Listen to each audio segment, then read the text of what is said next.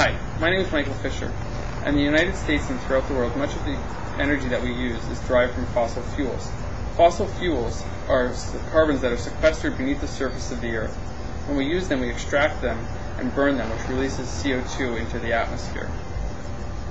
Now, we can't stop producing energy since the global demand for it increases every year. So a better solution would be to, instead of extracting carbons from beneath the surface, is to use the carbon that's already in the atmosphere. Now, what's good at using carbon that's already in the atmosphere are plants, because plants have a process in them called photosynthesis. And photosynthesis uses the CO2 in the atmosphere in conjunction with the sunlight to produce oil or starch, as well as oxygen.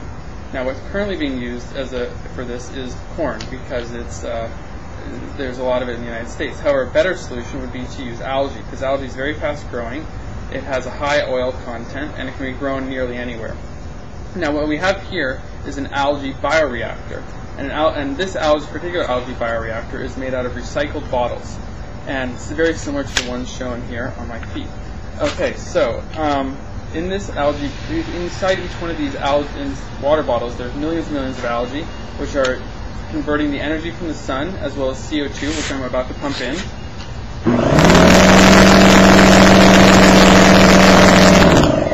Is we're going to centrifuge it down, and the centrifuge will create a sort of pasty algae material, and then we'll crush that, and that produces oil. And what we can then use is the algae oil for any sort of product where biodiesel might be useful.